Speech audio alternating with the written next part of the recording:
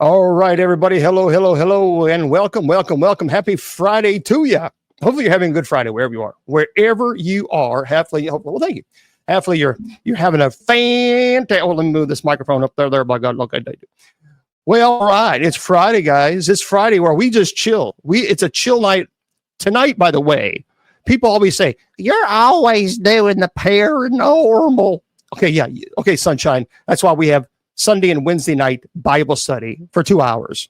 And Monday through Friday, we have night prayer for usually 45 minutes. So actually, one night a week, we have a show that's dedicated to the paranormal. Whew.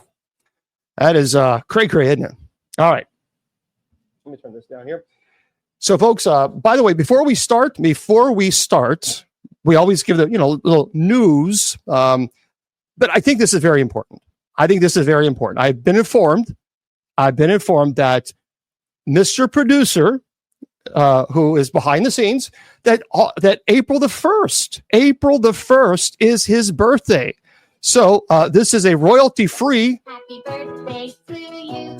Happy birthday to you. Happy birthday, my friend. That's right.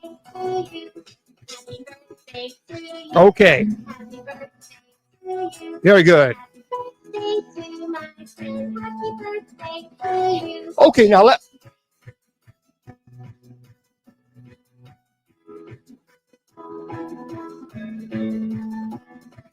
all right, now we're going to phase it out.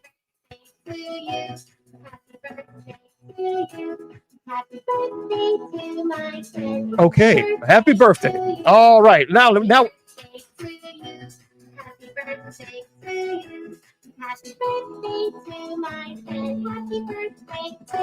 Okay. What was it? 20th verse, just like the first verse. We've said happy birthday. Folks, this is what happens. We spare no expense. We spare no expense. Okay. It's oh my gosh, it's on a cycle.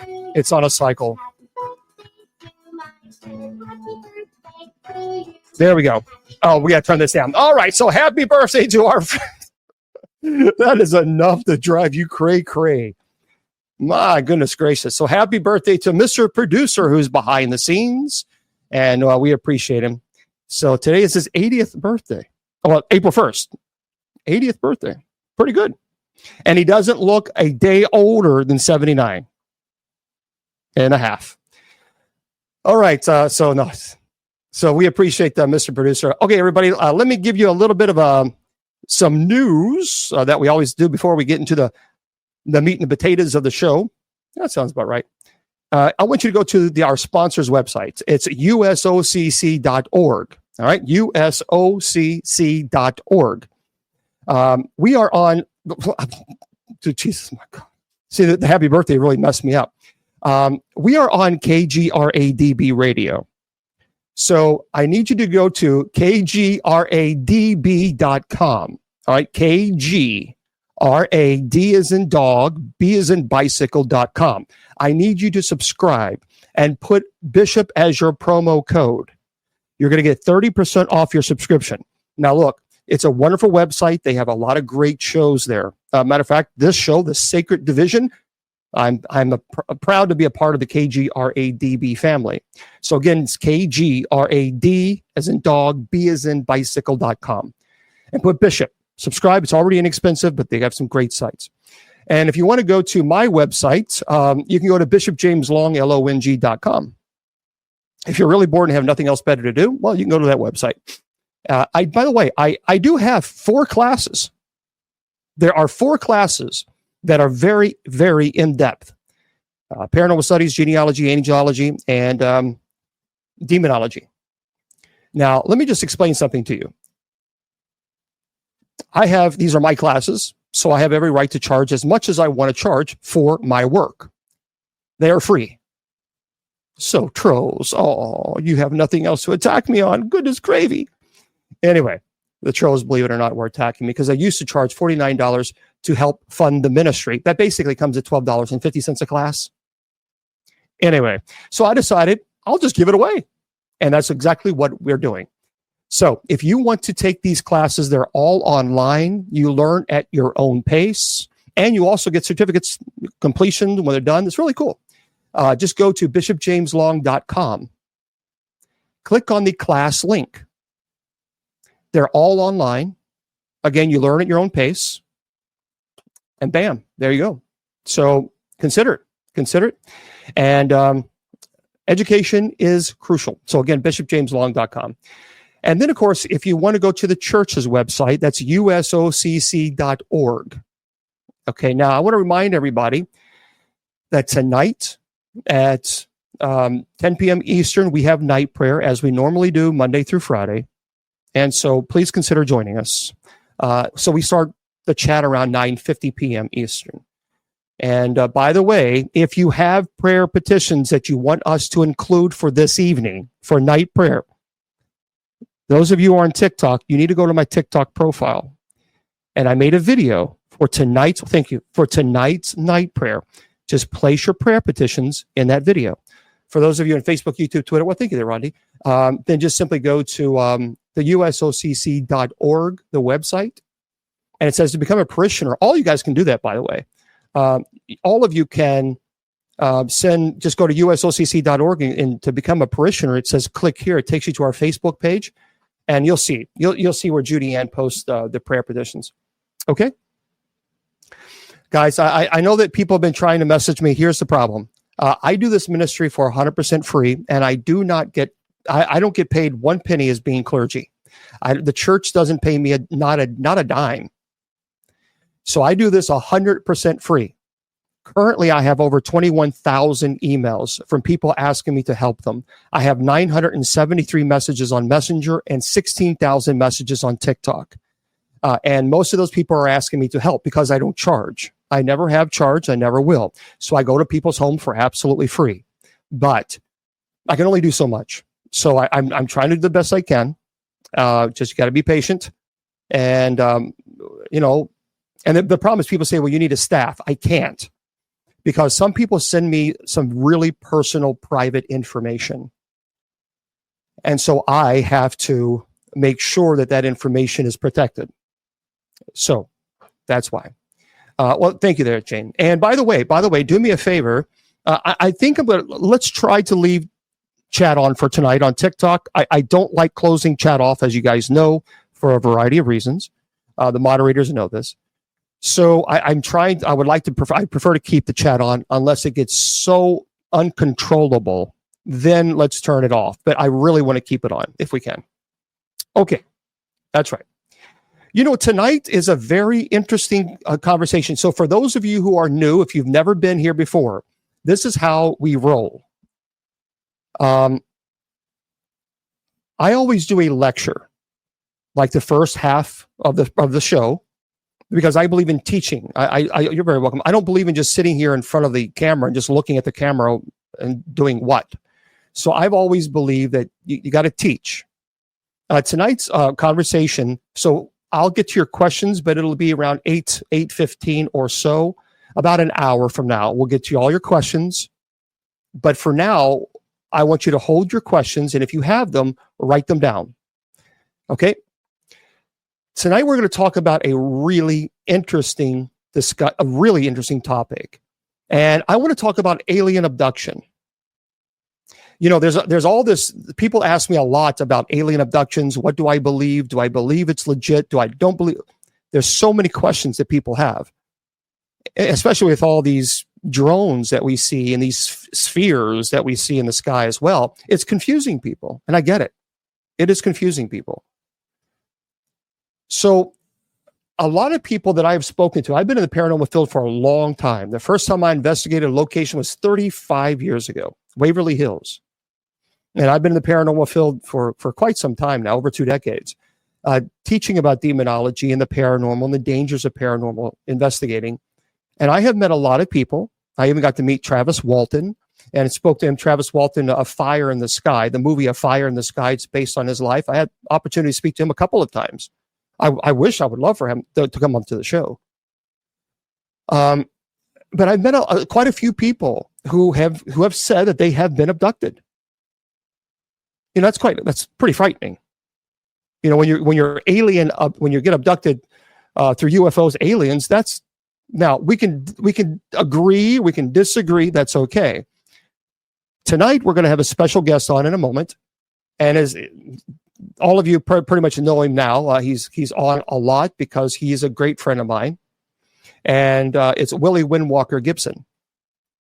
And Willie Windwalker, for those of you who don't know, is a shaman. But first, let me start by this.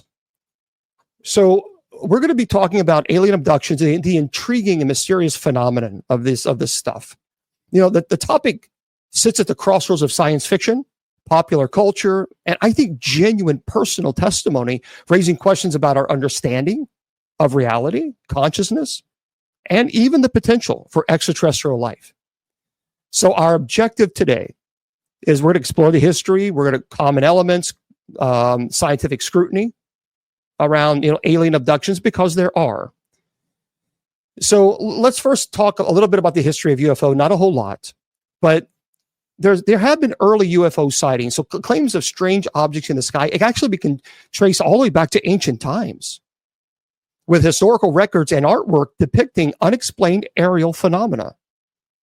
Now, you got to understand this, guys. We're talking about ancient times where planes didn't exist. And yet they're seeing these things in the sky, these metal objects in the sky.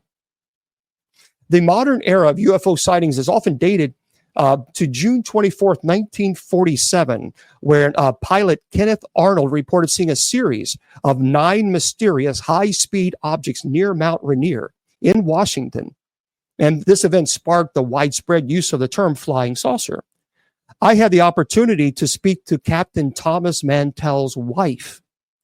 Captain Thomas Mantell was a pilot, and allegedly he claimed that he saw some massive metal object that was flying at extreme speeds, and his plane at the time was the top of the top, the best of the best you can fly.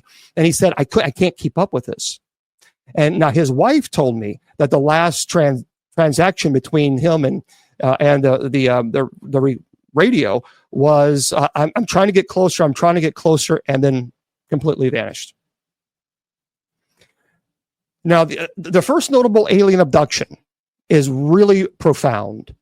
It publicized a case of an alleged alien abduction occurred in 1961 when Betty and Barney Hill reported being taken by extraterrestrial beings in New Hampshire in the United States.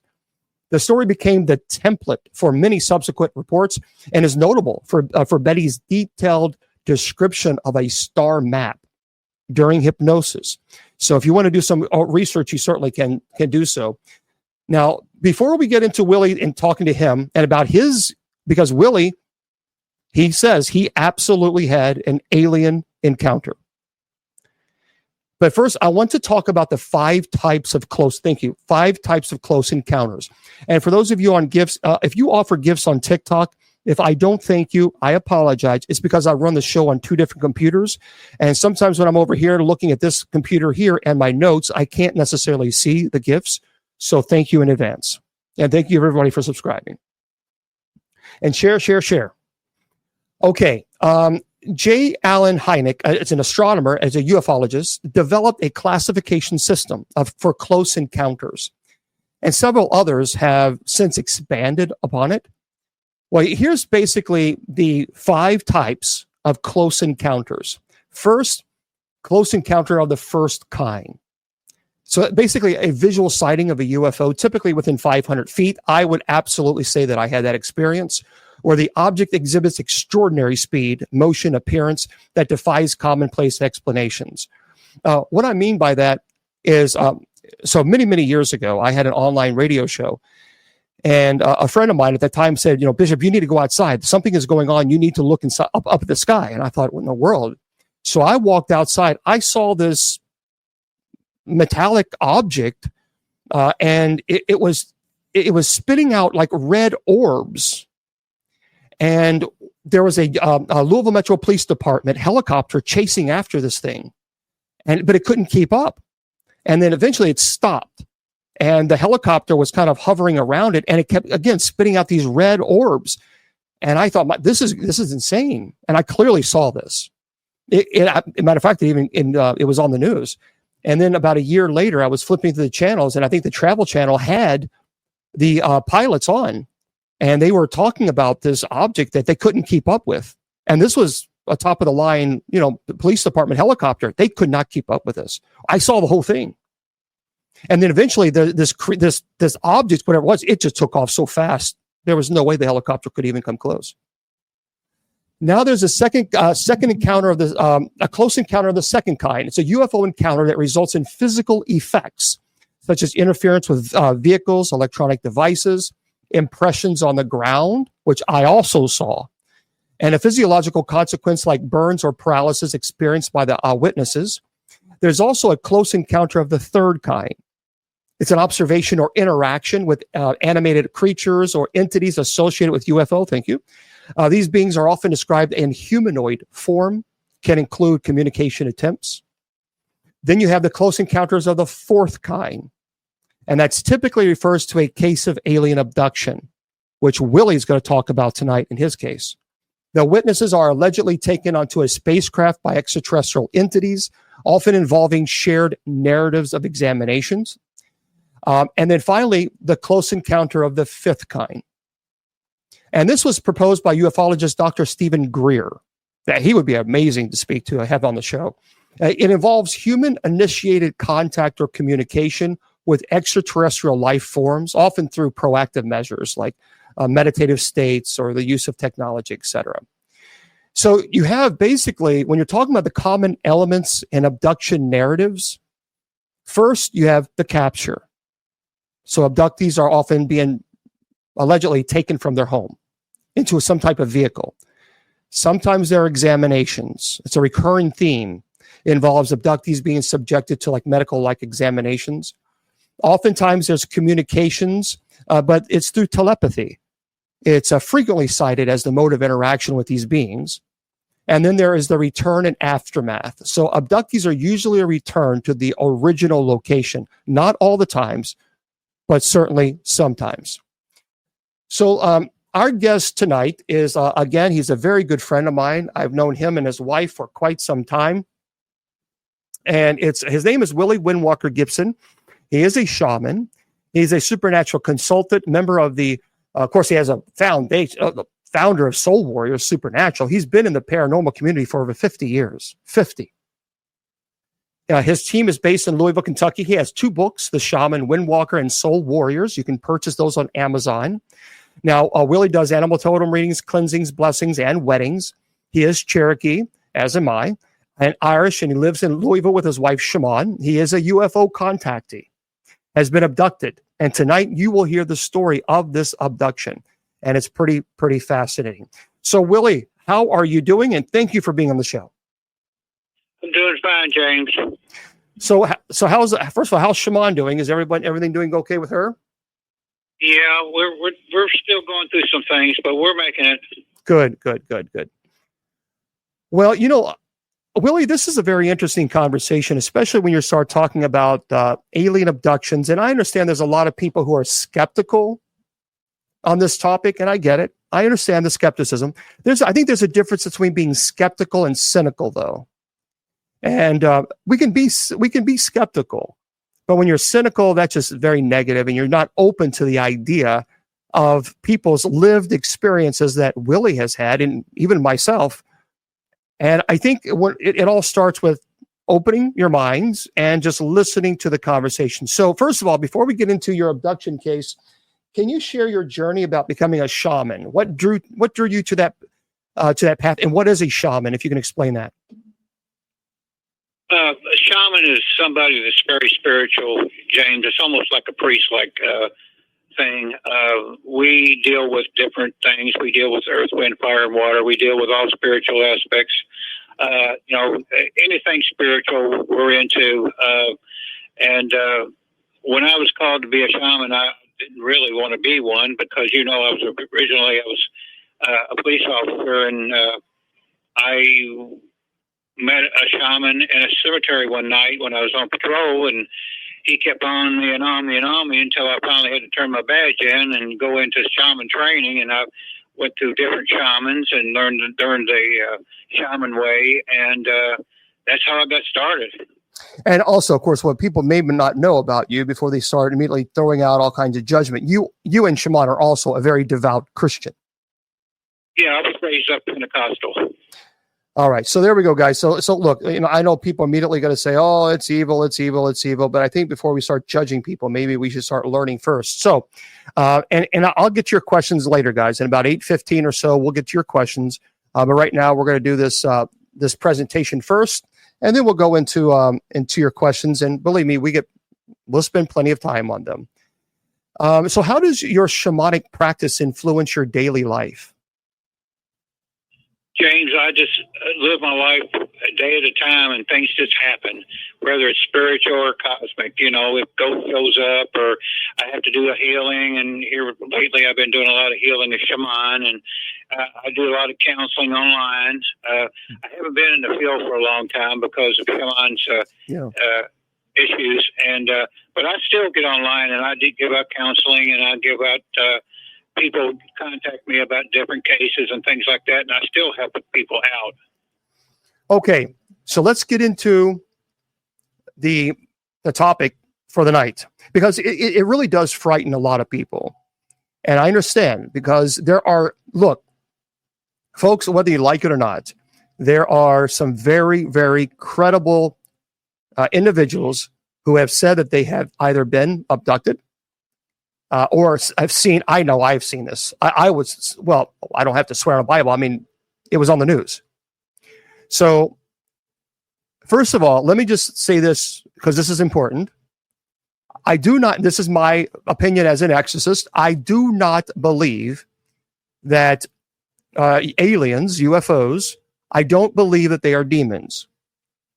Because, first of all, demons are, and fallen angels, fallen but unconfined angels, they don't need a spacecraft to fly around. So that in of itself is a little problematic. So I don't accept the argument that aliens are demons. I just don't. That's just my perspective. So do you believe, Willie, in your opinion, and we may disagree, and that's fine, but do you think that aliens are demons, or do you think that they are interplanetary species that are coming to visit us?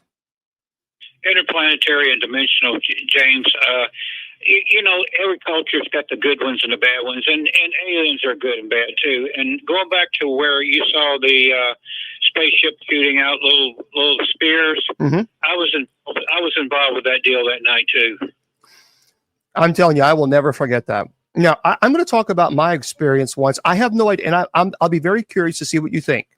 I spoke about this a couple of times. It's very ultra rare. About my experience on whatever it was, I don't know. I can't define it. And I would love to know what you think afterwards. So stay tuned.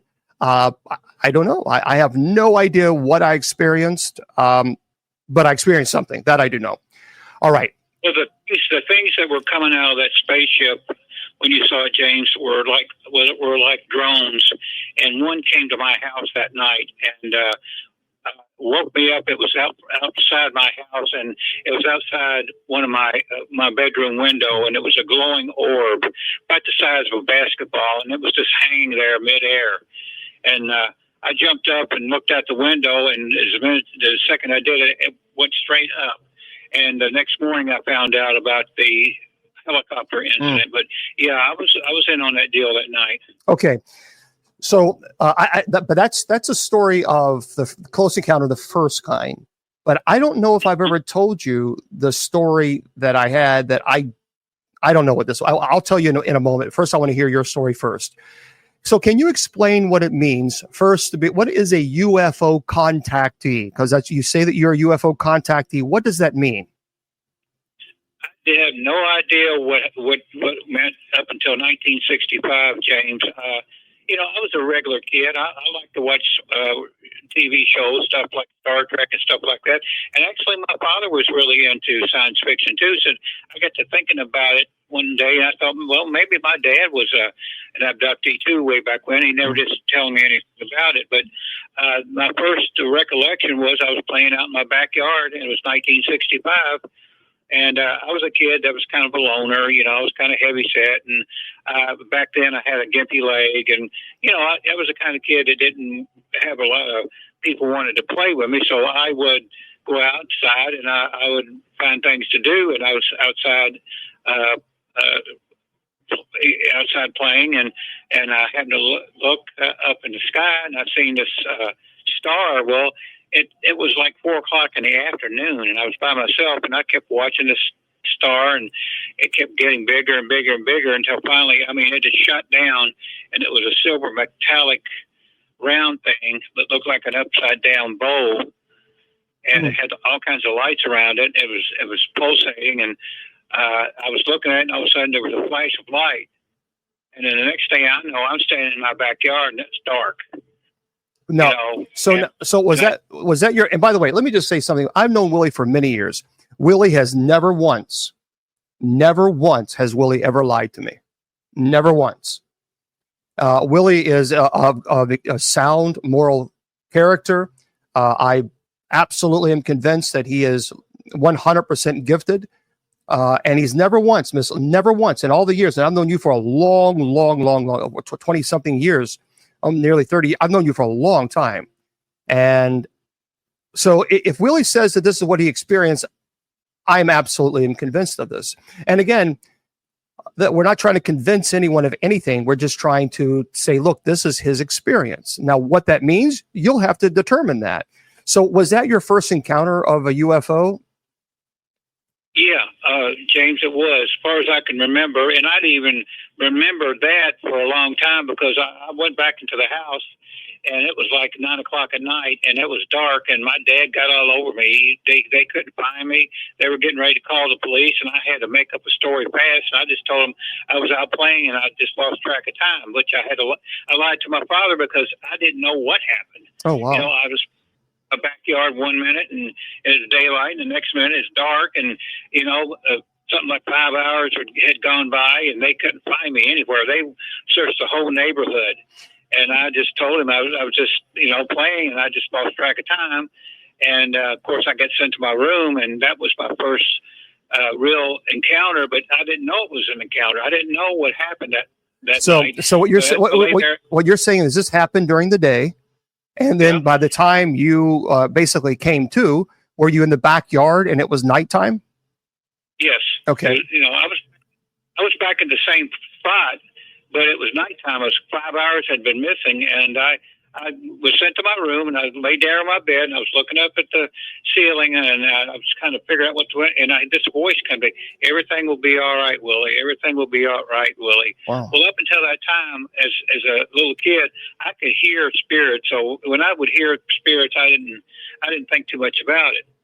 So when I got up the next morning, I figured I was going to get a whipping. So I went downstairs, and Dad was sitting there reading the paper, and he was getting ready to go to work, and I thought he was going to yell at me. He just got up, and he said, "I'm going to work now," and he went out the door, and that was the end of it. And I looked over at Mom, and she just, gave me my breakfast like nothing ever happened. Like they were kind of, I don't know if the aliens had done something to them or what to make them lose a memory. And so I just kept my mouth shut, and I just went on about my business. And as the years went by, that memory came back to me what happened that night. So folks, that day. Folks, for those of you just tuning in, we're talking to my friend Willie Windwalker Gibson. He is a shaman, and he's talking about his experience as far as being abducted. And sometimes, Willie, I'll jump in because we have a lot of new people coming in periodically. And so he's Willie Windwalker Gibson. He's a shaman. He's talking about his first time, thank you, with his UFO situation. So was that the time you first realized that you were actually abducted by aliens? And how did you just come to terms with it? I mean, you're a kid. I would imagine that kind of threw you for a loop there, didn't it? Well, James, I didn't know I was abducted. I just saw this thing, and next thing I knew, I had 5 hours missing, and then as time went on, I started remembering things that I remembered the first remembrance of the flash, and then I saw this. I was in this room, and it was really sterile looking, and it was it had a lot of metallic insides and stuff like that. And I seen this man, this tall man in a blue jumpsuit with long white hair and blue eyes. And, I remember him coming to me in this area and saying, and he didn't talk to me. It was like mental telepathy or something. And he said, "It's okay, Willie, you're fine. Nothing's going to happen. Everything is okay." And he says, "My name is Adam." He says, you'll be seeing me from time to time, but right now, I just want you to know everything's going to be all right, and we're going to teach you some things.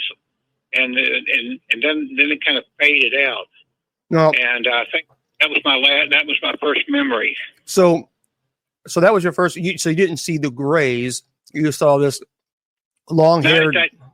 Not at that time, but okay. Later on, as the years went by and I was a kid, I got to be a teenager and things like that. And I would have missing time.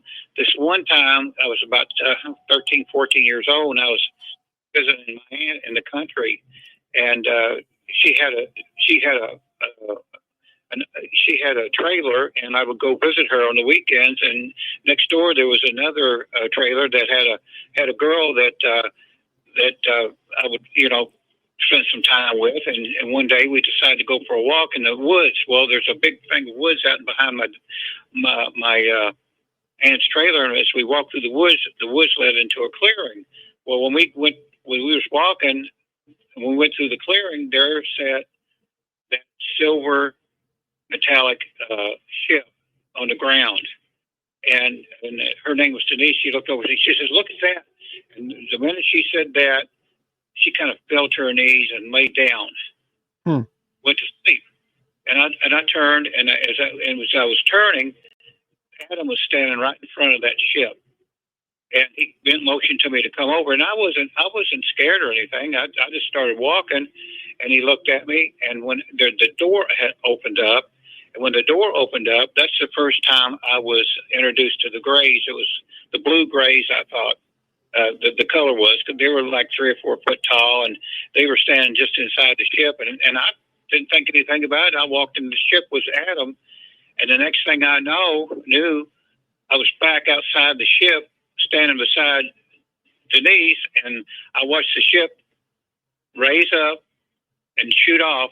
And the minute it did, Denise got up and stood up, and she said, she didn't even remember laying down. She thought we were still standing there, and she didn't even remember seeing the actual ship. And I didn't say a word. I didn't say a thing, and we just walked back to the trailer, and like nothing ever happened. And that was another encounter we had. Yeah, and again, for those of you who are asking questions, we'll take theology questions. And Lou, I appreciate. Why don't you go to usocc.org before you kind of make comments? Go to usocc.org. And you'll find out all about us, because actually we do. Okay, so you're a kid. You then have this experience. You see this Adam guy, this Adam alien. Now this was not a dream. You're walking in the woods, and you absolutely see this long-haired, blue-eyed alien, basically named Adam, telling you in motion you to come into the ship. Yeah. I didn't think anything about it. Like it was like I, did it before, which I didn't realize I probably did, because James, people don't realize this was been an ongoing thing for all my life, and I dealing with Adam and dealing with grays and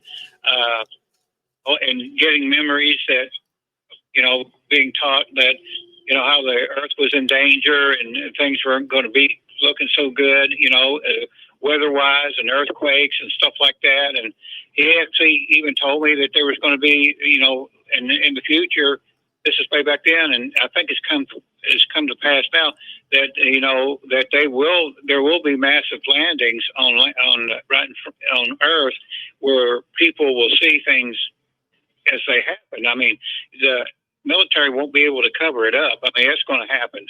Now, what you're describing, from my understanding, as far as this tall, long hair, blue eyes, from my understanding, you're talking about the Nordic aliens. Some say Plagarian or Pleiadians. Basically, they have feature in several cases of contact. It said that they're from ancient Earth. presenting themselves as ETs in the past, and they moved from living on the surface to living underground, etc. So a lot of people say that they see these tall, long-haired, blue-eyed beings that many people would say, in fact, they're Nordic aliens, and those seem to be the ones that try to calm the anxiety, from my understanding, and just to let you know that they're not there for harmful reasons. So, no. What's that? No, he never really hurt me any. Right. And yeah, that's what I'm saying. They're there to let you know they are not there for harmful reasons. They're there for good reasons. They're not trying to harm anybody, from my understanding. Is that correct? Yes. Okay. Yes. So then how do these experiences, and we'll talk about your other experiences as a little bit in just a second, how do these experiences change your perception of reality and your spiritual beliefs? I mean, now you're a Christian, and now you have these situations where you're being abducted by these alien creatures, these alien beings. I mean, how do you deal with that from a spiritual perspective? What do you think is going on? Do you think that these are demons at this time, or what are you thinking? No, I never did think they were demons. I just thought they were different creatures from other planets, that were visiting Earth. And basically, that's what there is. Now, they got some good ones and some bad ones, and we got good aliens out there that are protecting us. There is a federation out there that protects the Earth. Okay. Now, so you have how many experiences as a child have you had about being abducted by aliens? How many of those experiences would you say that you had? At least a dozen as a kid, James, and I don't know how many as a grown up, because I've caught aliens in my house. I've caught tall grays, blue grays, putting Shaman back to bed. I've seen the wall of my bedroom open up, a portal open up, and these grays walk out, look at me, walk back in, and it disappears. And I know when they're around, because there's a smell of like newborn baby that I can smell that they've been around that I haven't seen. I mean, I can tell, and I get humming in my ears when I know there's a ship up. All right, hold on. Let's. So I want to walk this step by step. That way, we don't want to get, because I'm really curious. So you've had about a dozen, before you're 18. And then what was, let's say after 18, what was your first case or first abduction that you had where you describe it as not being friendly? I guess I was in my 20s. Okay. What happened there?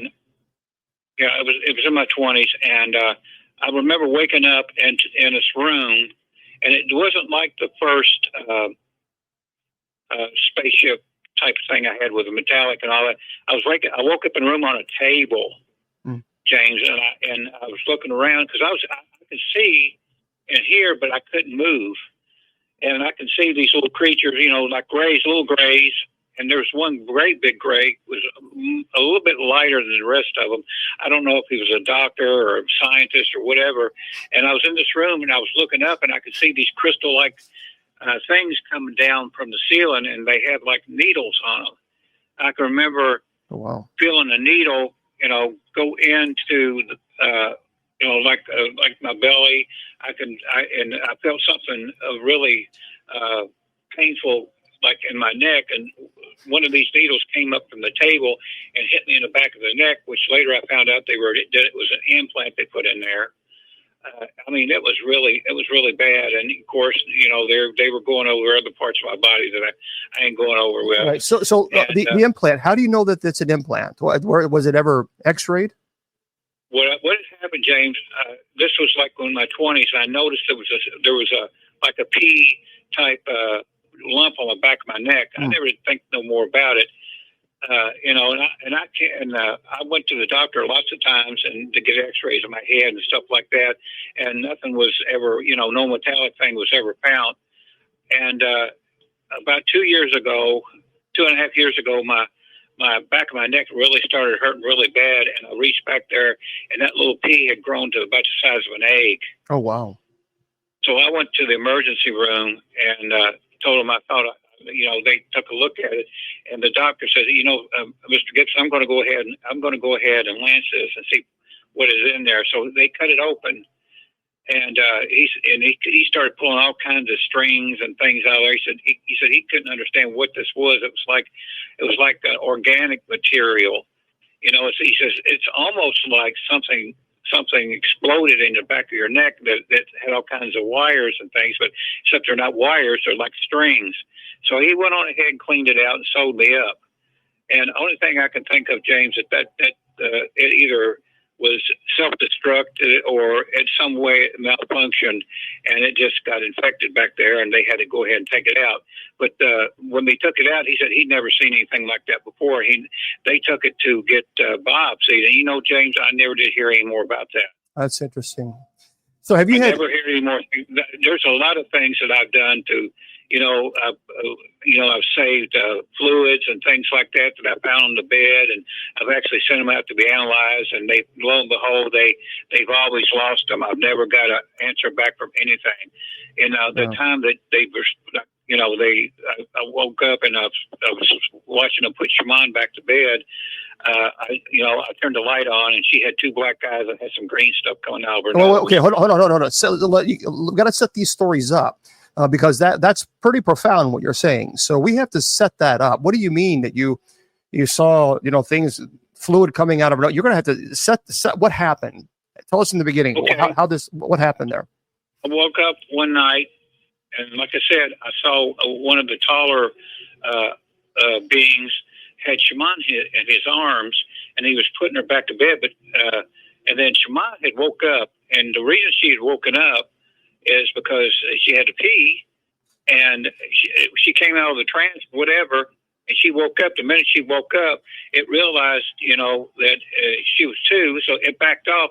The wall opened up. He walked back into the wall, and it disappeared. And I looked over to her, and I went on ahead and turned the light on to see if she's okay. Well, she's looking at me, and this green fluid was coming out of her nose. And both of her eyes looked like she'd been in a fight. She had two black eyes. And the only thing I can think of, James, they put an implant up in there somewhere. Wow. And this green substance was coming out. I had to keep her away from everybody for a couple of weeks because it took that long for her face to get the swelling to go down her eye. And because I didn't want anybody to think I beat her up or anything, but she'd been in a fight.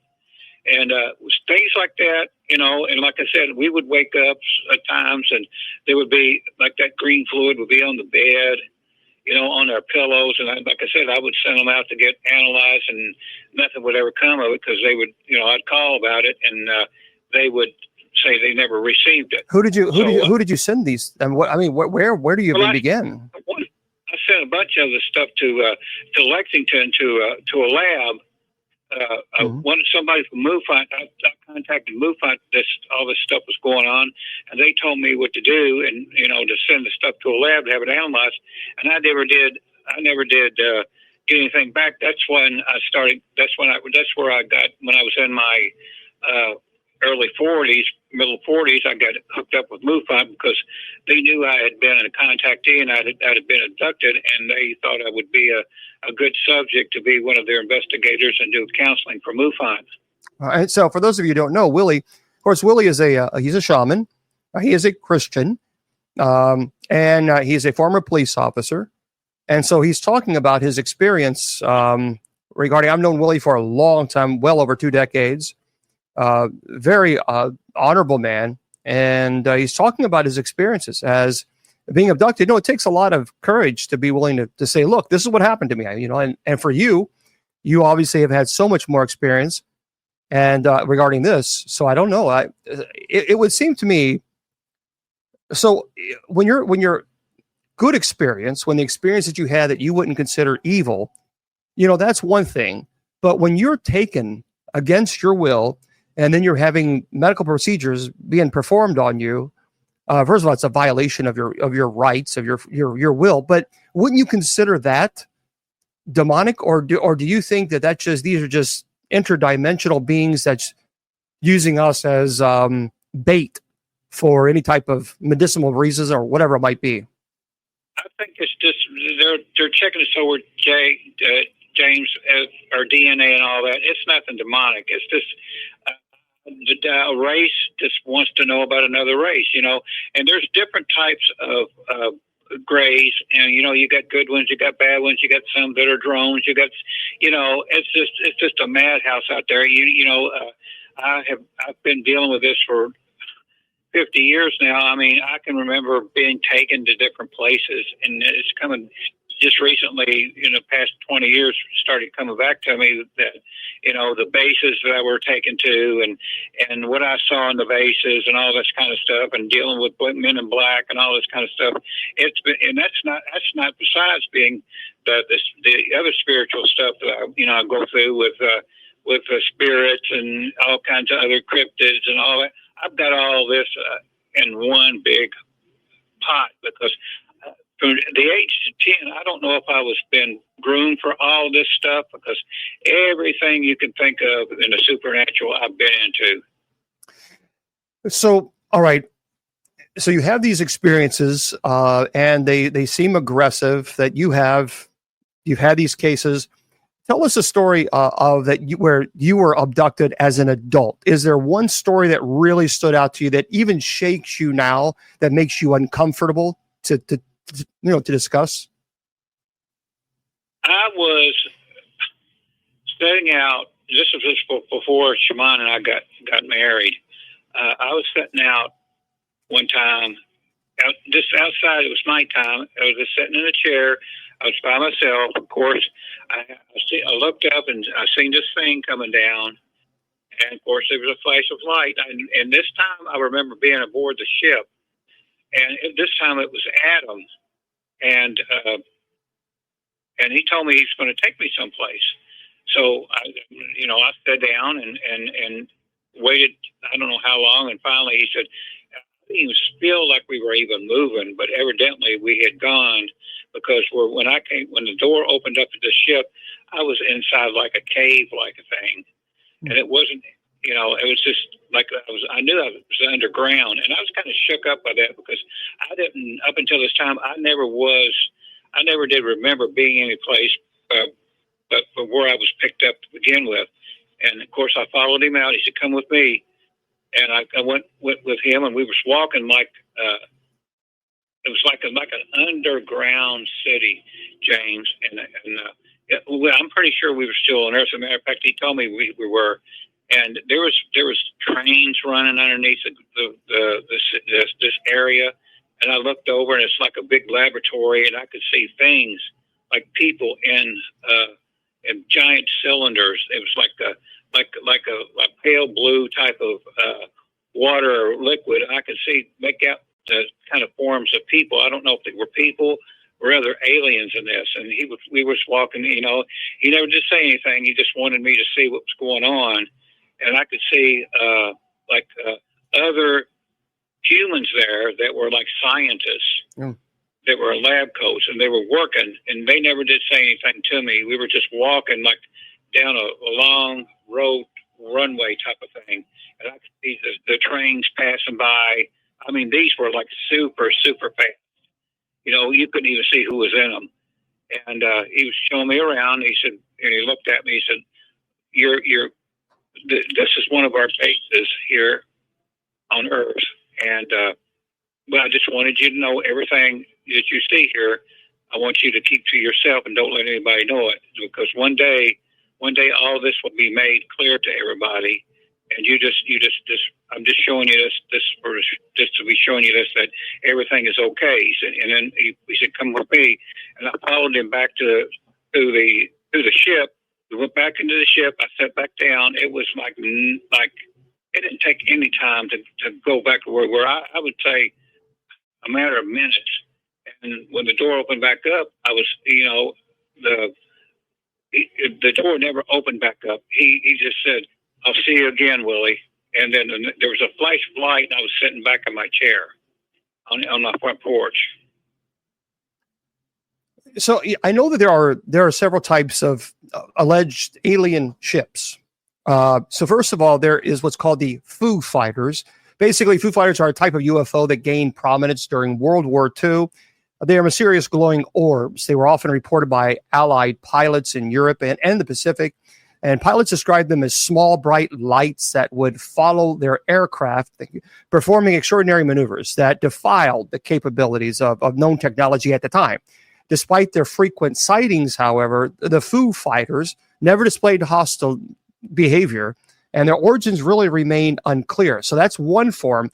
There's another form called, so let me go through these forms here, and we'll talk about which ones you've experienced, Willie. Then there are cigars-shaped UFOs.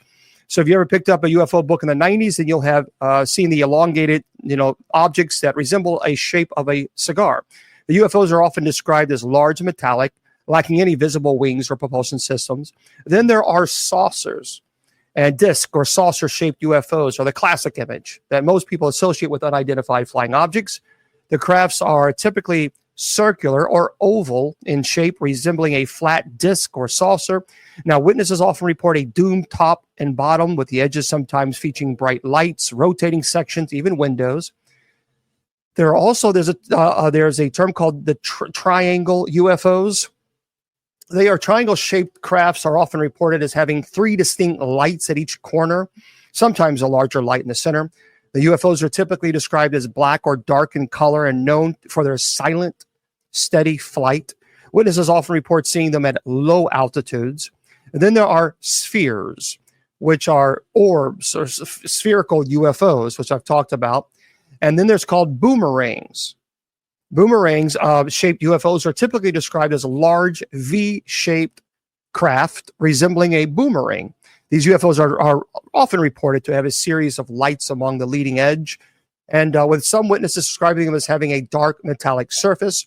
And then there are Tic Tacs, which means the Tic Tac are named for their resemblance of the oval shape of a Tic Tac. These UFOs have gained significant attention following the recent unidentified aerial phenomena releases by the U.S. government and reports from military pilots.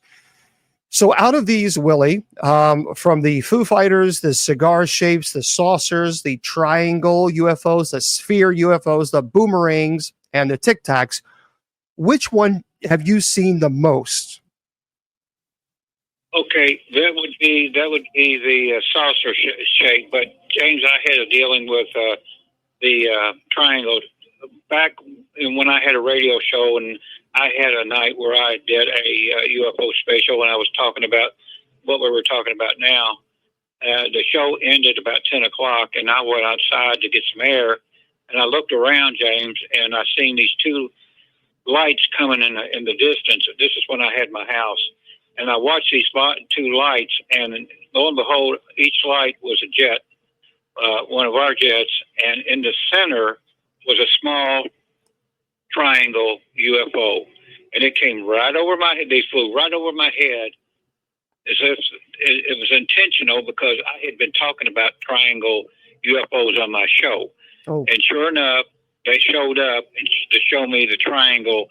It was a small one. It wasn't a big one, and with 2 fighter jets on each side of it, and they just flew right over my head like it was nothing, like they were going to the airport to land, And that's the one thing that time that I had the triangle, but mostly it's been the saucer shape. Okay. So, have you noticed that when you talk about being a UFO abductee, have you noticed that when you talk about your cases or your situation, your experience,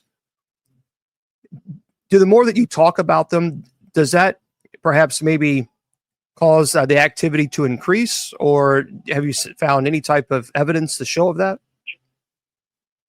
James, I was with MUFON. MUFON contacted me to have an encounter group to talk to people that were other UFO contactees and abductees. And I set up a class at the library down here in Louisville, the main branch, like once a month. And I would have 30, 40 people show up, and they would bring me pictures and tell me their stories, tell the group their stories, like an encounter group, really.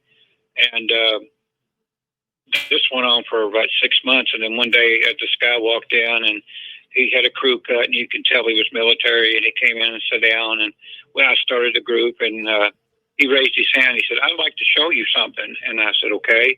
And he gets up and he gives me a file that said "Top Secret" on it. And this file, it had different styles of UFOs and aliens in it. He said, "What do you think?" In writing. He said, "What do you think about that?" Well, I looked at the writing. I said, "Wait a minute." And I told Shaman to give me the piece of paper in her purse, because she always carried it to the encounter group in case somebody else was getting it too.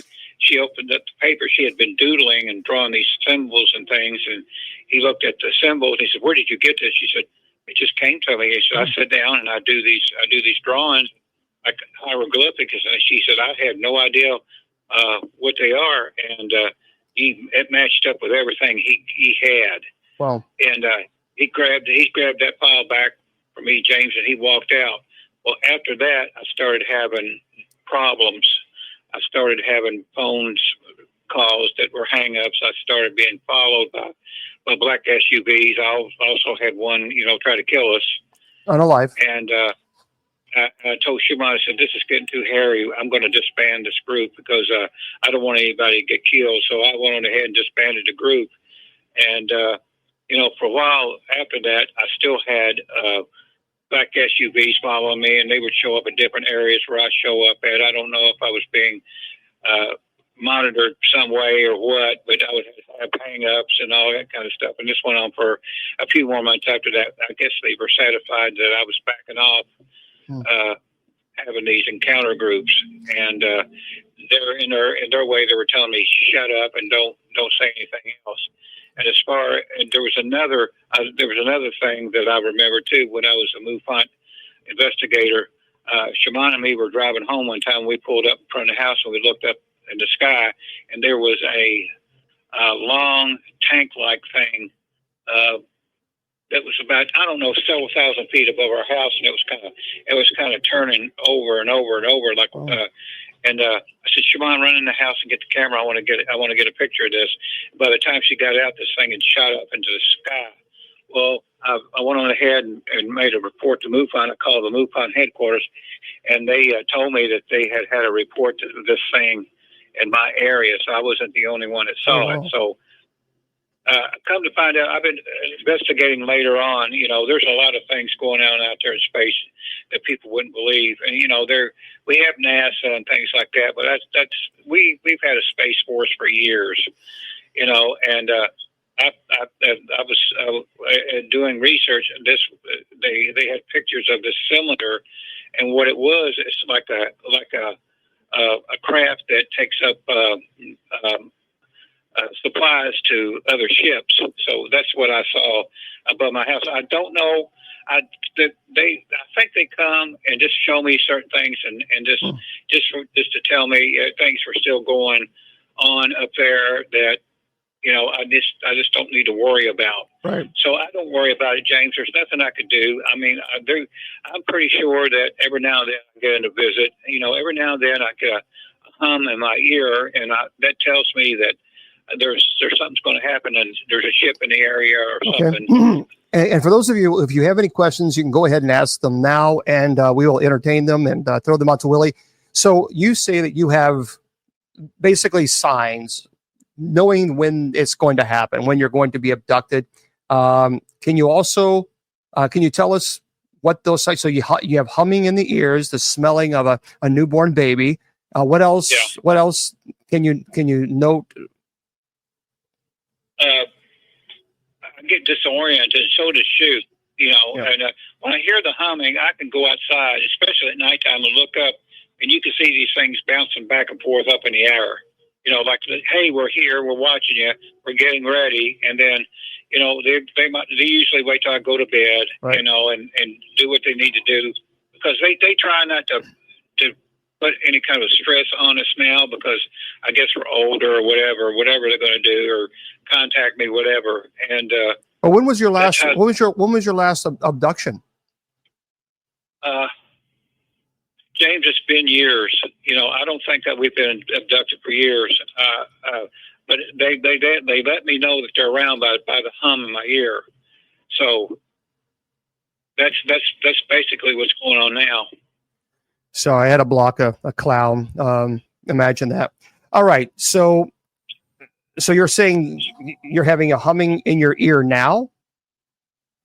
Well, no, when they're around, I'm good right now. I mean, I'm just trying to tell you, I get a sensation that I get a humming in my ear or whatever when something's about to happen, the ships in the area or we're about to have a visitation or whatever. And so when did you say the last time that you had an abduction? I was blocking a man child basically, or adult child. So when was the last abduction you had? It's been years, James. Probably 10 years. So here, Wayne's asking a question. Do you believe it's possible to get special abilities from aliens? Here's what happened when I was 10 years old. Up until that time, I was starting to hear spirits, but I couldn't see or have any kind of color or anything like that. After that happened, I started to be able to see the spirit and hear the spirit. So somehow by that abduction, I was able to have the sight then, and I could see colors now, and I could get more empathic energy going on. Up until that time, all I could do was hear the spirits. But I wasn't afraid when they were talking to me at the age of 10, and when I seen my first ghost and I told my dad about it, he said, "Just keep your mouth shut. I'll work with you," and he did. I never did tell my dad that I had been abducted. I never said anything about UFO or stuff, but I did talk the spiritual aspects over with him, but about spirits and things. So here's a good question. Tracy Ann is asking, one of the moderators, did you have humming or any other signs of alien signs when you were going through your demonic oppression? No. Okay. It was a totally different thing. And why do you think, and Susie's asking, why do you think the government wants to keep this information a secret? What's the secrecy? Why do you think that? I think they don't want people to panic about it because really there's nothing we can do about it. They're going to do what they're going to do, and on top of that, they got back engineered craft that we've been working on and we've had for years, and the keeping it quiet. I think that's their payoff of not telling people that, hey, you're imagining stuff or swamp gas or something like that. But they're starting to show up more and more now, and they can't deny it because you got these crafts that just show up and just hang there. Some of them over airports. They follow airplanes. People are getting pictures of them. They're getting ready to make a big debut. All right. So Big Red is asking. He asked a couple of times about triangle UFO if it had octagon-shaped light beams. So guys, I'm trying to get to the questions as much as I can, so just be patient. So the question was if the triangle UFO if it had octagon-shaped light beams. The ones I saw when he flew over my house, there was three. One at the top, one on each side, and a red one in the center. Okay, there you go. So let's see what other. There were some more questions that. Yeah, they talked about the military. Okay, so you guys have more questions. So do you think that, do they, I don't know. I mean, did you get any perception or ideology that they have any type of faith at all? Someone is asking about, do you think they oppose Jesus? Do they oppose God? When you were in the ship, was there any type of religious symbols there at all?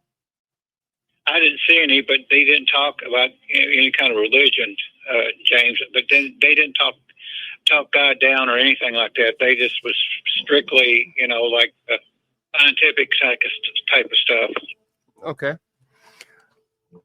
All right. Michelle's asking, can you elaborate on the orbs that looks like a pancake, flat like a pancake? I don't think he mentioned anything about it like that, but can you elaborate on orbs, or have you ever seen orbs that look flat like a pancake?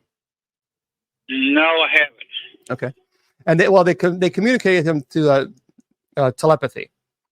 So he would, now I have heard that, J Bav, JDAB is saying that there are some people who have been abducted, and as soon as they say, in the name of Jesus, I command you to leave, they claim that they are right back into their home and the abduction stops. I have heard that story before.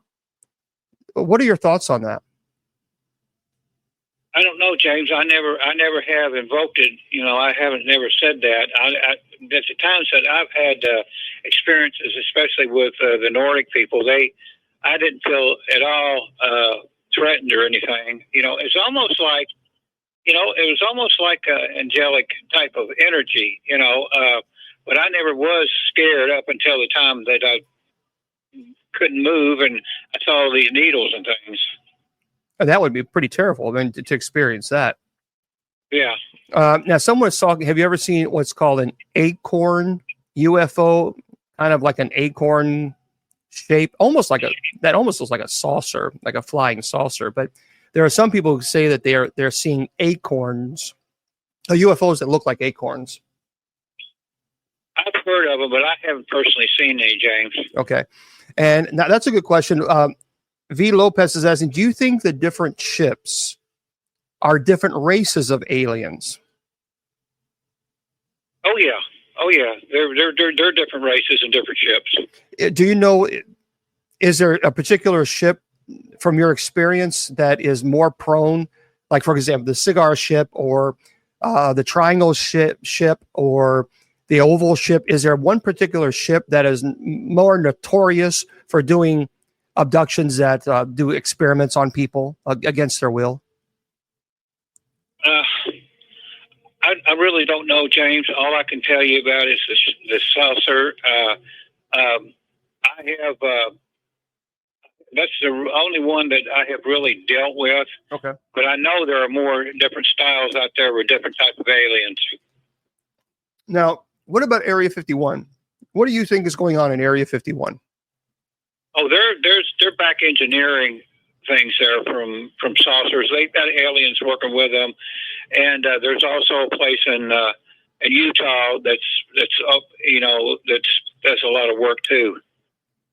I think that might have been the base that I was taken to out there, because I kind of felt like, looking at the surroundings and things in the cave area, felt like I was out west someplace. Why do you think that they took you to this base? What would be the point of that? I don't know. Unless they just wanted me to see what they were doing. That everything was just scientific, and I think a lot of it's got to do with DNA. It could be that their race is dying, and maybe they're trying to do the DNA type of work and trying to save their race. But I think he just was there. Being as I was tucked so many times as a kid and things, I guess they thought it was time that I really got to see what was really going on Earth. So, a lot of people have been asking this, and it's a good question. Why do you think they chose you and your wife, Shaman?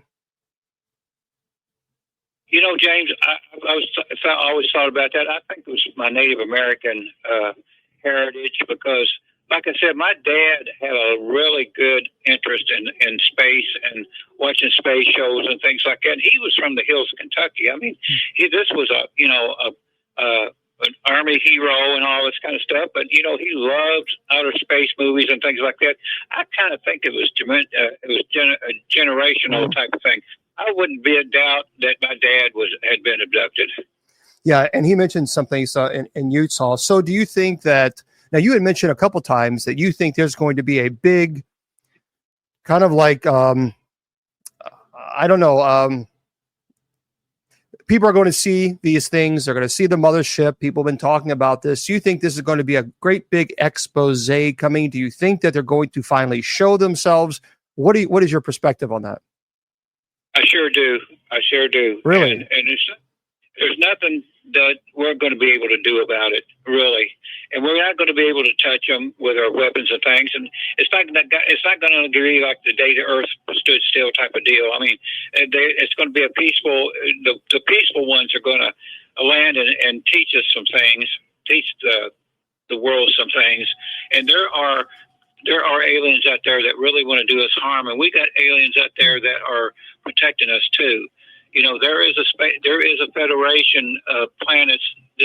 And they are the good ones that are keeping us safe. You know, what we got to worry about is people here on Earth trying to hurt us.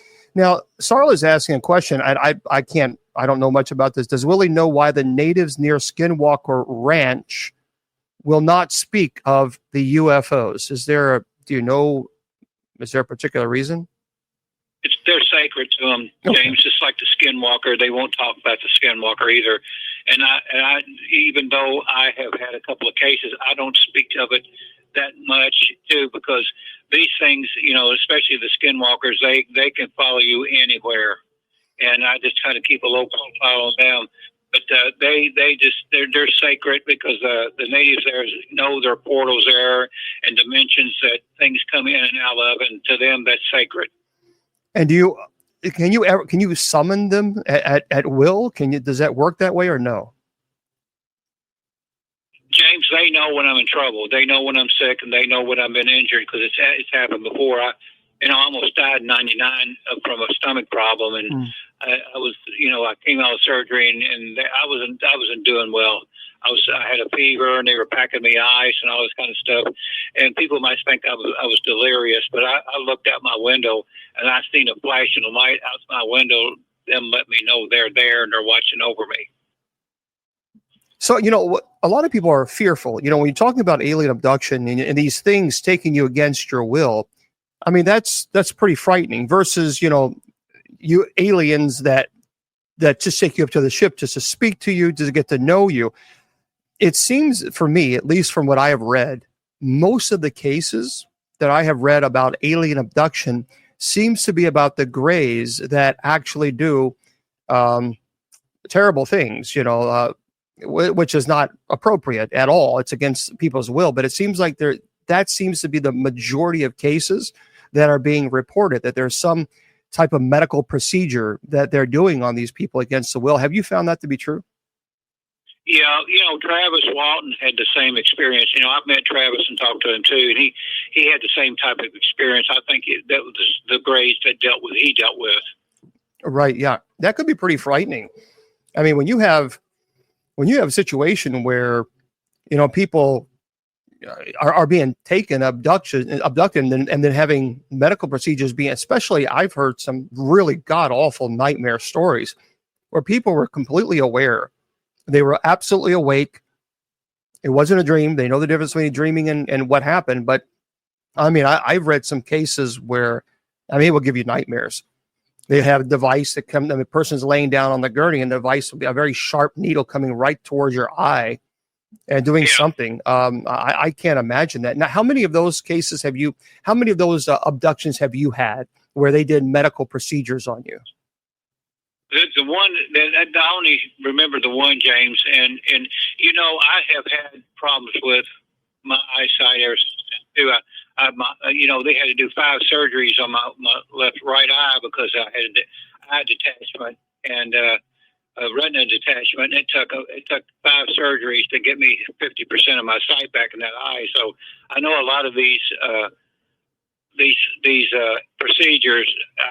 I'm starting to feel now. I guess the reason I don't see them as much, and you don't see them as much, is we're older now, and it was different when we were younger. But now, I don't think we're viable to any kind of an experiment they needed to do, and they knew the good ones know who I am, and I think I've been programmed to do something when this massive landing happens. I think there's a lot of us out there that have been programmed that's going to be activated to where we're going to give the knowledge out there to what to do and how to deal with the good ones when they do land. So when do you think that, and Marlene, Willie's thought on what? You got to finish your, I don't know what you're, so Marlene, I don't know what you're talking about. So when do you think this appearance is going to happen? James, I think within the next 2 years. Wow. And you think it's going to be inevitable? I mean, we're not talking about, a ship that's created by human hands where we're going to know, okay, this is something absolutely UFO. No ifs, ands, or buts. No, you'll know they're aliens. Do you believe anybody? Lydia's asking, do you believe that anybody can summon them to show themselves? No, I don't. I think certain people has been taken, and like I said, I had the implant. And all that. I'm not the only one, and just certain people has been taken. I think because they think that when this happens, they'll be more attuned to what's happening going on. Not everybody has these things. Yeah, I've heard the argument. See, David, laws. It says a lot of people say that Ezekiel possibly abducted in the Bible because there was a fire, a chariot that took him right up to heaven. So I have heard that argument before. Who knows? We can debate on that. But why do you think? Or I'm sorry, V. Lopez is asking, what do you think aliens look for in people that they abduct? Is there a common denominator that you see? I think they abduct people that are more open and somebody that they can work with later on. That, like I said, when this happens, that will be opened up to where we can help them, the world, to understand what's going on. I mean, we're all over the world. I mean, in every country, every nation's got us, and there are millions of us out there. Okay, now, do you have a few more minutes? Yeah. So here's my situation. I would love to know what you're thinking. For those of you who's joining us, we're talking to our good friend, Willie Windwalker Gibson, who's a shaman. He's talking about his alien abduction cases. So this was very odd. My brain, I'm trying, for many years, I've tried to break it down logically and try to explain it away. But at this time, I had two dogs, Fuzzy and Kylie. They're very small dogs. And at that time, I lived in an apartment complex in Louisville, Kentucky, with my buddy Steve. Steve was my best friend in the whole wide world. And he was just a class act kind of a guy. And so I took my dogs right where we lived. There was like a little flood wall, and then there's a big open field. And so, of course, my dog's always having to go out at night, when it's very inconvenient. So they let me know it's time to go outside. Like, all right, let's go. So I take them up on the hill. This was behind the other apartments. And then they wanted to go down to the open field. I thought, oh, all right, let's go. So I took them down the open field. This was around midnight or so. It got really, really, this is in the middle of summer. It got very quiet. And I thought, okay, it just didn't feel, I felt uncomfortable. And I looked up. It looked like a really bright, it was a dim light, almost like a star. And I thought, well, that's kind of weird because I didn't see a whole lot of stars out that night, which is kind of strange because it was completely clear. And it kept getting brighter and brighter. And I thought maybe it was a helicopter. But again, no noise whatsoever. As it got, I would say maybe 100 yards. I mean, maybe that, obviously from where I was, I just kept hearing a whooshing sound. That's it. There was no APU, which at that time I was working for an airline business. So I'm very familiar with the sounds of engines and auxiliary power units. And I'm very, very familiar with it. There was nothing. It was just a whooping sound. And I saw a couple of red lights there. And then I remember nothing. And I just remember being back in my apartment. And this was quite about 4 hours later. And I was just sitting in my couch with my dogs. So the dogs were there. Oddly enough, I have no memory whatsoever, none, going from that field to the apartment. None. Have no idea. And then my buddy Steve-O came in and he says, where have you been? I don't know. I have no clue. And then I was checking my clock, my hour on my watch. And this watch was a very special watch. It was a gift given to me. And it was a very special watch. And it wasn't on my wrist. And I got very angry about this. And so, because I thought maybe I had lost it when I was taking the dogs out and maybe it fell off my wrist. I don't know. So I said, look, we got to go outside. And this was an expensive watch. And I said, we got to go outside. I need your help. We got to find this watch. I can't. So we're out there at like 5 o'clock in the morning in this field. What was odd about it is where this thing came down, there's two, even to this day, there are two long strips where the grass is no longer growing. I mean, it's very flush grass in this area. But in those two spots where I guess it landed, I don't know, it's not, the grass is dead. It will not grow in that area. And we were looking everywhere for this watch. And then finally, my buddy Steve-O says, is this it? And he held it up. I was saying, thank God. And it stopped at the exact time that I saw that, whatever it was. And even to this day, I still have the watch. But it bothered me because I couldn't understand what the heck that was. Now, I immediately think, okay, I could have had a migraine and, took the dogs in. That could happen. But even to this day, though, that two strips there, I could go there right now, take a picture of it, and you could see the strips. And all the grass would be green and everywhere in this whole entire thing. But those two spots, they won't grow. And it's still, even to this day, they won't grow. So I just found out that to be very, very odd. I just remember a whooshing sound. There was no APU. There was no auxiliary power unit. There was no engines. It was just a whooshing sound. And that's all. And I remember them being in the apartment, kind of like coming out of it, almost like a sleep daze. I just woke up and my buddy Steve says, where you been? I don't know, dude. It was kind of strange. So what do you think about that? I still don't know what that was. I think you had an encounter, James. You could be an abductee too. Yeah, even to this day, I'll never forget it. I'll never forget the light coming closer and closer, and the whooping sound. It's just a woof, woof, like that kind of thing. But there was no engines, nothing like that at all, nothing. And it was like, I'd say maybe 12 midnight. And by the time I then kind of came to the senses, it was around, I don't know, 4:30, 5 o'clock in the morning. I can't remember the exact time.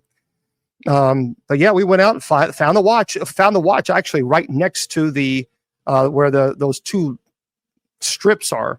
And Steve-O was the one that found the watch, thank God. But that was kind of a weird situation for me. And so I like to chalk it away and say it must have, I might have had a migraine that day and just couldn't remember taking the dogs in, which is quite possible. So, but I don't know. One of those things, Willie, you just never know. So have your experiences with alien abduction, have they affected your relationship, with Shaman? Shaman's been abducted herself. So has it just kind of brought the relationship together, or how does that work? Well, she had been seeing things when she was a child too. She was at a drive-in theater and she said she seen 3 discs fly over, and she said this happened when she was about 10 years old. And I asked Stanton Friedman about that. And he said, Willie, that's no coincidence. You two were meant to be together because you had the same types of experiences together. And we've had all these experiences since we've been married. I mean, we've been run off the road by men in black and everything. And we just take it as we just live our lives and everything is good.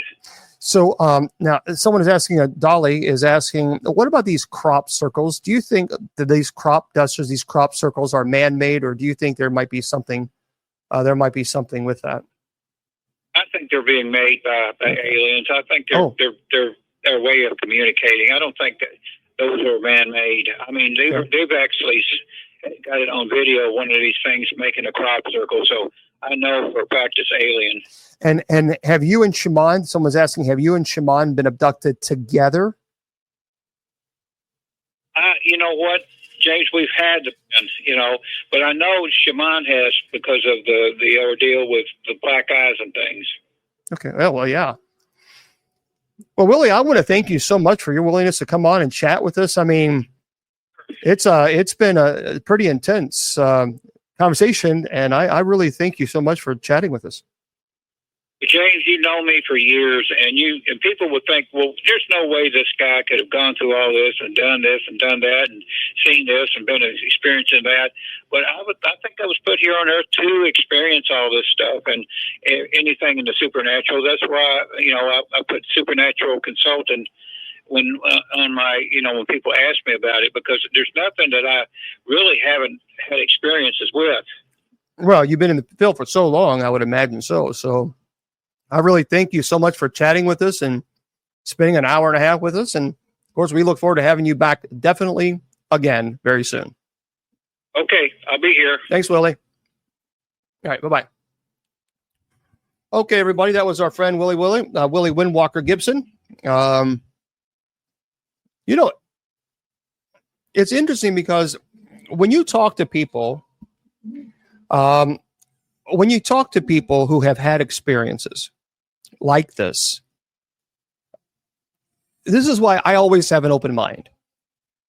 Because I think there are, you have to have an open mind, because I think there's certainly you have to be skeptical, and there's nothing wrong with being skeptical. I'm very skeptical when someone says that they have a demon in their home. I'm very skeptical. But when I've met so many people who are credible. I met a police officer who absolutely swears that he was abducted, and you're not going to convince him.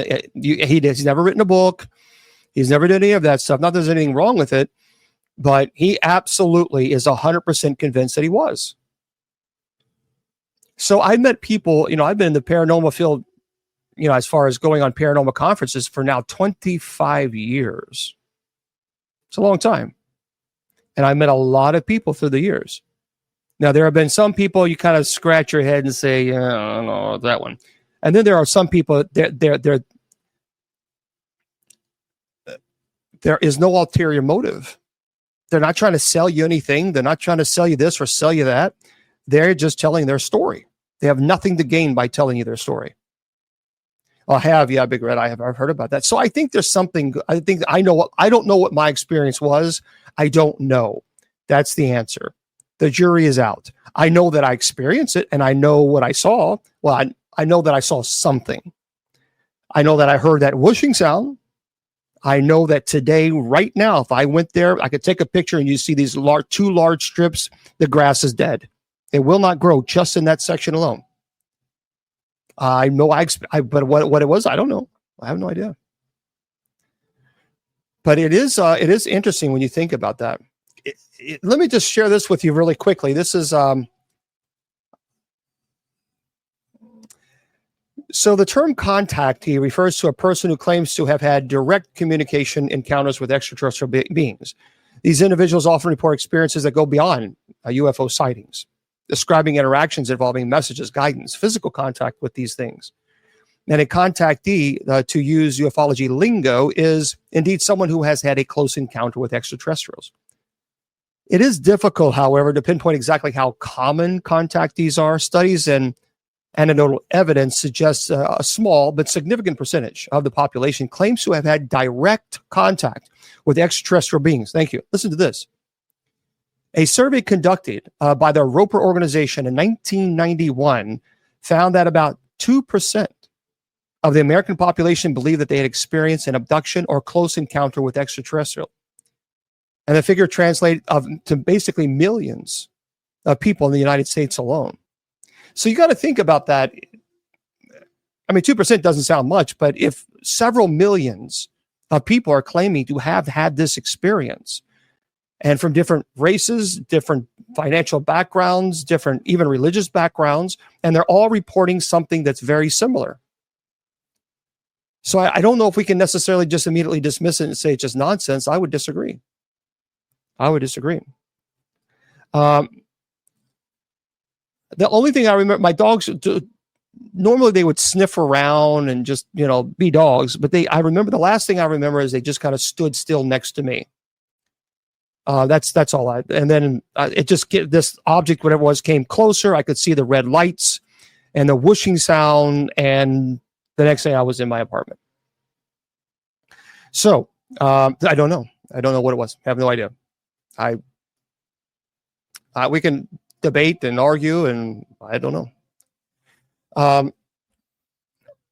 There's definitely an explanation to it. I just don't know what. By the way, if in fact you want to go on a UFO skywatch, so the question is what should you bring? No, I don't think they can possess them, Cookser, because I don't believe they're. Here's the deal. Here's the deal with aliens. I do believe. I think that there is alien life. I think it would be mathematically impossible to assume that our universe is so massive. It is so massive We are just a small dust compared to the entire universe. I mean, our galaxy. We are so small. I can't even describe to you how it would be if the Pacific Ocean. Imagine the Pacific Ocean was completely drained of all the water. And you see then the ground on the Pacific Ocean, you see these dust pebbles. That dust pebble is our solar system, is our galaxy, or Milky Way, let's say that. And the whole entire Pacific Ocean is the universe. We are so small. Do you understand how big, and keep that in mind, if you were to travel on a rocket at 42,000 miles per hour from Earth to Jupiter, at 42,000 miles per hour, it would take you 10 years. 10 years just to get to Jupiter at 42,000 miles per hour. And there are billions and billions of galaxies just like ours in the universe. Billions with a B. So for me, I just think, I think there's something else. I do. Now, so if you want to go out and if you're wanting to go to UFO or you want to investigate, obviously you need to get a pair of, I don't know, L, as far as aliens in the water, there are aerial phenomena, UFOs, UAPs, unidentified aerial phenomena. And then there are phenomena that actually they're interdimensional beings, and that they're able to enter into the water and come out. We just simply don't know. Okay, so let me get to this one. If you're wanting to go to UFO Skywatch, if you want to explore, number one, you need a good pair of binoculars. Obviously, that makes sense. You also should, I used to have a telescope, and binoculars are good for quick scanning, but telescopes provide a more detailed view of distant objects. They're excellent for observing planets and stars, and potential even UFOs. Cameras. So you need to make sure you certainly get cameras. Some argue that cameras are essential for documenting your Skywatch experience. In this case, UFOs. Smartphones would be absolutely perfect. They're incredible, versatile tools for skywatching. And several apps can help you identify celestial objects, which I have, by the way, which are really cool. Let me see if I have this on this phone. I don't know. Space, of course I do. So there's a couple of them called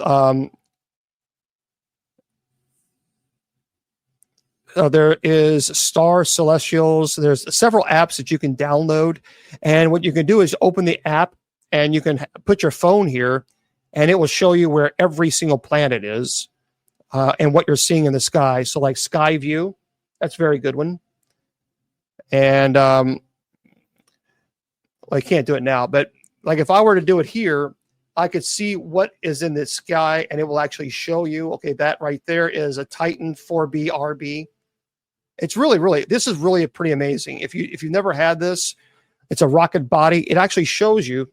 I would encourage you, if you love space, it's called Sky View. Sky View. Oh, let me open it again. That way you guys can see it. There it is. And so I would encourage you to get that. It's really cool to go outside and try it that way. Now, there is also, I would encourage you to get infrared and thermal cameras. So infrared and thermal cameras can detect heat signatures that are invisible to the naked eye. The devices are often used in even ghost hunting, but can equally, very useful in UFO hunting to detect any type of anomalies. Make sure you get a tripod and mount. Now, I would not suggest this, but this article says a laser pointer. I disagree. Totally disagree. Do not do this. And I'll tell you why. What a lot of people are doing is they're buying these laser pointers that are pretty strong to point out stars and planets, potential UFOs to your friends. There are high-powered green lasers, but do not do not use a laser on a object that is moving, because if in fact it is an actual plane, it is against the law. It's a federal offense. So that's number one. You can get into some serious, serious trouble, because that laser, what happens when you shine it into the cockpit, it blinds, it can actually blind the visualization. It distorts the visualization of the pilot. So do not, under any circumstance, use a point of laser at a craft ever. I think it was. I'm not for sure. It wasn't that much, but it wasn't very expensive. Some people say an EMF reader, maybe. I mean, if it lands, certainly. But I personally, if you're going to go investigate, I would definitely get the Sky thing. And there's a couple other apps that are very good. But do not use a laser unless you want to go to prison, because it's a federal offense now. So not a good idea. Definitely not a good idea. All right. So let me put this over here. And by the way, you can actually watch now some UFO footage is now declassified. If you want to take them, I would encourage you to go to AARO. This is by TK Randall. It's really cool. So the Pentagon's official UFO office now has a section on its website dedicated to videos of UAPs, seemingly committed to proceeding with this disclosure of information pertaining to the UFO phenomenon. The All Domain Anomaly Resolution Office, otherwise known as AARO, has now published a selection of military UFO videos on its website for members of the public to browse. Some of these we've seen before, such as the footage captured by the U.S. Navy jet during exercise off the coast of the United States, and the orb-like object film by an MQ-9 over the Middle East, while others are less familiar, such as the one captured by an MQ-9 over South Asia. In total, there are 8 pieces of footage available on the page. Some of the clips include descriptions implying that the object in question is a commercial aircraft, while others note that the object remains unidentified. Now, a recent Pentagon report regarding AARO's investigation into the phenomenon suggested that U.S. government has never recorded any evidence or obtained any physical remains or any extraterrestrial vehicles that might or might not have visited the Earth. I don't agree with that. But if you have not checked it out, I would encourage you to do so. It is a really good website. And there's the Puerto Rico object video is really interesting. As a matter of fact, I'm watching it now. It's peculiar. And just all you got to do is go to aaro.mil and then type in UAP. But right now, this is I watched this earlier today, and there's something very strange about this. This thing is flying, and it is just zooming. There's no way people say it's a balloon. No way. The computer is having a hard time keeping up with it. Being able to lock onto it. So basically, the Puerto Rico object, this is the AARO website, says on April 26, 2013, an infrared sensor on board a U.S. Customs and Border Protection aircraft captured footage of a UAP event over the Rafael Hernandez Airport in Puerto Rico. The footage appears to depict a UAP moving at high speed, splitting into 2 objects, and entering and exiting the water before disappearing into the ocean off Puerto Rico's northeastern coast. AARO assesses with high confidence that the objects did not demonstrate anomalous speeds or flight behaviors. An intelligence community partners reconstruction of the flight path and took angle from the infrared sensor indicates that the video instead depicts of 2 objects traveling near each other rather than a single object. Right. Anyway, I don't buy that for a moment. Take a look at that if you've not seen it. It's really, really interesting. There's that's something very strange there. Right. Don't point at people's eyes either. It's amazing you have to tell people that, but you do. All right. Well, that is true, Robert. I have heard about that as well. There's quite a few, from my understand. Okay. Let's go into now, I'm not a big zodiac type of person. I'm not really big into the whole zodiac thing. I know some people are, and that's your rights if that's what you want to believe. But listen to this. I found this article that I thought you would really you'd find this interesting too. Well, all things are created by God. All things are created by God. Matter of fact, even in the Roman Catholic Church, they make it very clear. They have an observatory. A lot of people don't know this. Actually, quite advanced observatory. And even the clergy, even in Rome, said that it doesn't invalidate one's faith as far as believing in UFOs or alien life at all. Matter of fact, I think even the Pope had even discussed this. Hello, guys. Listen to this. This is by again, I don't put a lot of stock into this, but I want to present this to you anyway. So this is the Times of India. And they say zodiac signs who are likely to experience paranormal activities. So Pisces, the deep emotional spiritual connection to the world makes them susceptible to paranormal experiences as they are able to tap into the subtle realms of existence. Okay. If you are a Scorpio, they are also unafraid to delve into the darker aspects of his existence, which may expose them to spirits or entities. Rather than being frightened, they may seek to understand the experience, often researching or confronting the spirit or energy directly. If you are a Cancer, Cancers are also naturally nurturing and protective, which can make them open to receiving messages from spirits or other worldly entities, especially those deceased loved ones. If you are a Sagittarius, Sagittarius may be more likely to encounter the paranormal while traveling, particularly in places of historical significance or places associated with ancient energies. Aquarius, all right. Oh, they don't have all of them. So Aquarians may experience paranormal activities due to their high vibrational energy, which can attract entities or energies from other dimensions or planes of existence. First of all, how many of you believe? I don't believe this. I'm just not a big fan of, and I know I try to be open-minded, but I don't know. I'm just not really into the, I'm trying to find this darn thing so I could find it. So wait, let me do it this way. Hold on. We'll find it. Because people are going to say, no, I want to know what it is. Okay. The Times of India.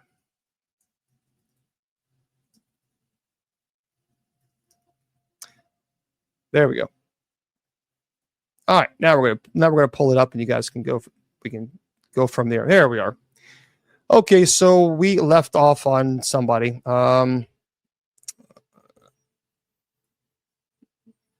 Okay, so Pisces we did, I think. Scorpio, Cancer, Sagittarius, Aquarius. Did we do Aquarius?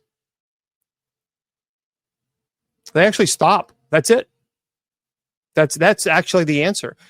So they say that the Times of India says the zodiac signs who are likely to experience paranormal activities: Pisces, Scorpio, Cancer, Sagittarius, and Aquarius.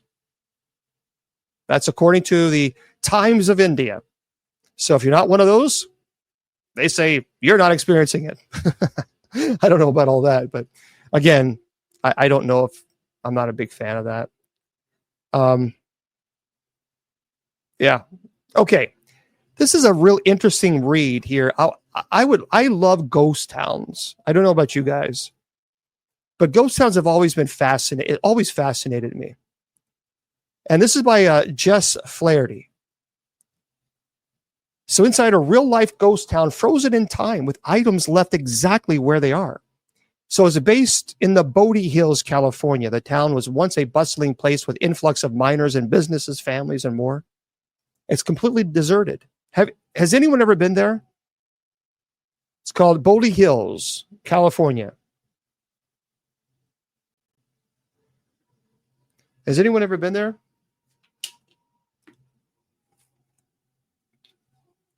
No, Sarla. Okay, well, listen to this real quickly. This is interesting. So there's an eerie yet captivating ghost town that seems to have been frozen in time in California. The Golden State is a dream tourist destination thanks to its expansive beaches, vast deserts, scenic backdrops. It's also home to Hollywood and countless sets and studios, making it a top bucket list place for many film buffs. But there's plenty more to see away from the bright lights of the La La Land. See, California also home to Bodie. It's an abandoned town for its many ghost sightings. Based in the Bodie Hills, east of the Sierra Nevada mountain range in Mono County, the little town was once a thriving hotspot thanks to the discovery of profitable gold. In 1876, Bodie experienced a boom and soon became home to about 8,000 people, as well as 2,000 buildings and structures. It's really interesting, the pictures. Man, it's fascinating. It says people flocked to the area hoping to benefit the lucrative gold, which saw it develop like other established towns. And as it speaks, Bodie boasted a bank, railroad, volunteer fire companies, miners, mechanics union, newspapers, cemetery, jail. It also offered residents an array of bars and saloons. It reportedly became known for a string of unalivings and some other bad things. Mere decades later, though, when the gold started to dry up, the little town became a shadow of its former self, and miners left to seek gold elsewhere. Well, anyway, it says here, though its mines were still relatively profitable, it didn't stop the decline. By 1915, Bodie was commonly referred to as a ghost town. Now it's recognized as an authentic Wild West ghost town, with the U.S. Department of the Interior declaring the designated Bodie Historic District as a National Historic Landmark. It's also registered as a California Historical Landmark, gaining its official establishment as Bodie State Historic Park. So the town receives about 200,000 visitors each year. Fascinating people with its history, empty buildings, reports of ghost sightings. People have taken to TripAdvisor to share their experience of visiting the eerie town. One actually wrote, "This is a fascinating glimpse into the gold rush of 140 years ago. And as you approach the Bodie, the road just disappears. And you're on a gravel road, rock track, but no problem for the car. The town itself is very well preserved and extremely photogenic." All right. Top tip, it says, get the $3 guide to the town. It gives you a walking tour, insights into many of the buildings, and a fascinating afternoon. Very well worth the visit. It says the $8 fee is pretty cool. So anyway, if you guys are in the area, Bodie, now you can't go there. By the way, you can't just go there unannounced. It is a historic landmark, as I said, and it's called Bodie Hills, California. So pretty interesting. They just left it like it is. Yeah. So anyway, you might want to consider going there if you want. Take a look. I love old places like that. You know, that old historical places. Now, by the way, I was thinking about going to California in May. However, that's going to change. I'm going to be going to California in October. So I'm going to be in LA, Los Angeles in October. I don't know much about LA. I went there when I was filming the Eli Roth, the Legion of Exorcists show, and we really didn't get to see much of LA, unfortunately. But I would absolutely love to go and see some places that are pretty cool. Haunted, that would be very neat. Go live, that would be also very nice. So we'll have to do that. We'll have to. Yeah, it closes during winter. Yeah. Yeah, there's a couple places we're going to be doing some. We don't see. That's the thing with Ghost and the Purgatory, and here's what I'm going to say. I know from my own personal experience that not all spirits are demons. They're just not. They're just not. I know some people are going to say, "Oh, yes, they are." I'm telling you from somebody who's I've investigated paranormal for 35 years, and it's just not true. It's not true. And if it was, I would tell you. But I have not found that to be true at all.